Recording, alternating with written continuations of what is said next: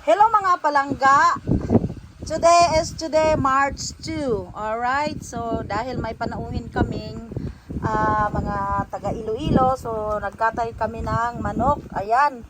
So magtitinula tayo, tinulang manok. Meron na tayo ditong luya, onion, saka lemongrass. Meron din tayong powder, chicken powder, at meron na rin tayong patis. Alright. So, pakikuha mo yung garlic powder. So, dito tayo magtitinula mga palangga, no? Sa palayok.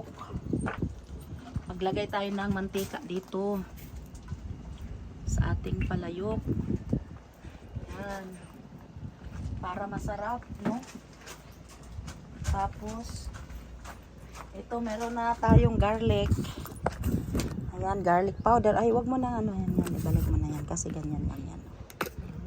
Ayan, garlic powder, patis. Ayan, tapos mamaya may sayote ito mga palangga at maglalagay din kami ng malunggay. Ayan. So, Milay, may assistant. Ayan, doon kami Milay. So, ayan na nga mga palangga, nandito ako sa aking kamalig. No? Kamalig natin. Ayan, meron ako ditong mga halaman. Hindi ko pa naasikaso. Sobrang busy mga palangga, no? Busy sa pagpapapayat. Nag-exercise na ako. Then less food, less rice. So, para healthy ako. Alright. Mag-isa na tayo mga palangga. Ito kami live. Dahil natapon ang ating ulam kanina. Kaya luto na naman tayo ng ano. Ito. Oh.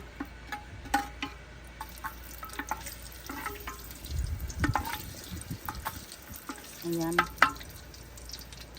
Mag-ano tayo dito. Dito tayo mag-gisa sa ating palayok. Sa ating palayok na masarap. Masarap ang luto sa palayok. Alright. Ganyan lang. Ayan. So, i-toasted muna natin mabuti. Ayan, o. Ayan natin. Toasted muna natin mabuti mga palangga, no? Ayan. Tingatlay. Ganyan siya. Alright. Ayan. Luto tayo ulit ng ano kasi natapon yung ating ulam kanina eh.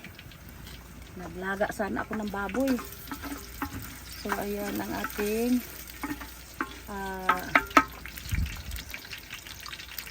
tinula sa palayok.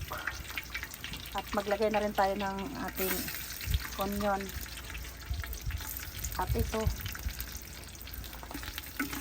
isali natin sa ating pagigisa para lalong mabango ang sabaw. Alright, mga palangga.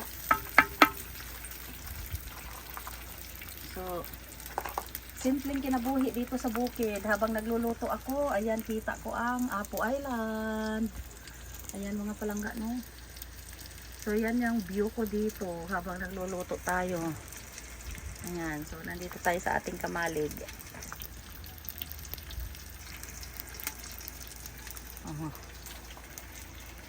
Right.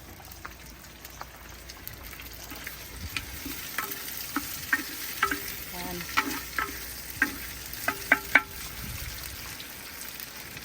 Masarap ang luto dito mga palangga, no? Kasi, palayok. Sasakawin natin para mabango rin. Ayan mga palangga.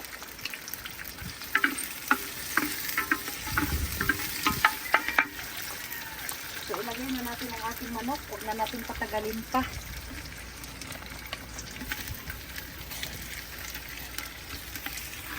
Ayan.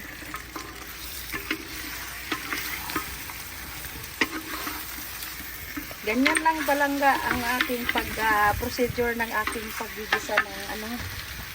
Ilagay na rin natin tong ating chicken powder para malasa ang sabaw. At meron tayo patis dito. Patis tayo. Ayan. Ilagay natin patis. Para masangkot sa lalong manuot ang lasa sa kalamnan ng mga manok.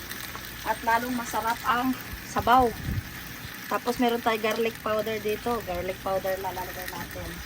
Itong garlic powder ko na to. Galing pa yun ng Canada. Dinala ko mga palangga. Kaya, ayan.